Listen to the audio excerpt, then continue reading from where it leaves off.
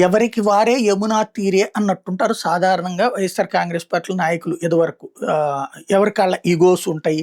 ఆయనకి ఎక్కువ జగన్ ప్రయారిటీ ఇచ్చాడని ఈయనకు కోపం, ఈయనకి ఎక్కువ ప్రయారిటీ ఇచ్చాడని ఆయనకు కోపం.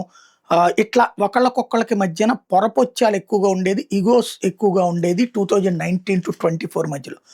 అలాంటి ఇగోస్‌ని పక్కన పెట్టిచ్చి అందరం కలిసుండాలి అన్నటువంటి ఒక ప్రేమపూర్వక వాతావరణాన్ని లేదంటే గనక ఆహ్, భయంతో కూడినటువంటి ప్రేమనే అన్నటువంటిది చంద్రబాబు గారు వాళ్ళకి అలవాటు చేశారు. వాళ్ళందరిని కలిసుండేలా చేశారు. ఎందుకంటే వరుస పెట్టి కేసులు పెట్టి ఏదో ఒక కేసులో ప్రతి నాయకుడిని జైల్లో పెట్టాలి అన్నటువంటి కాన్సెప్ట్‌తో దొంగ కేసులు పెట్టి లిక్కర్ కేసు దొంగ కేసే. అట్లాగే ఏదైతే దానికి అనుబంధంగా పెట్టుకొచ్చినటువంటి కల్తీ లిక్కర్ కేసు దొంగ కేసులే.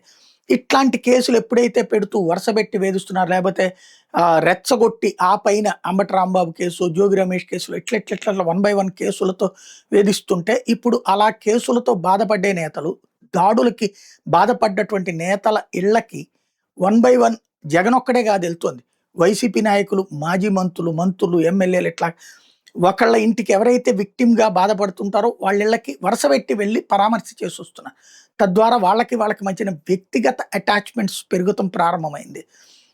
అంబటి రాంబాబు ఇంటికి గనక మన సజ్జల వాళ్ళు వెళ్ళడం ఒక ఎత్తు, తర్వాత వాళ్ళు భూమన, రోజా లాంటి వాళ్ళు వెళ్ళడం ఒక ఎత్తు, జోగి రమేష్ ఇంటికి కూడా అట్లాగే వెళ్తూ ఉండటం ఒక ఎత్తు. ఇదంతా చూస్తుంటే విభేదాలు అనేది పక్కన పెట్టేసి మనందరం కలిసి ఉండాలి అన్న స్నేహపూర్వక వాతావరణాన్ని నేతల మధ్య తీసుకొచ్చింది మాత్రం ఈ ప్రభుత్వ చర్యలు అని చెప్పొచ్చు.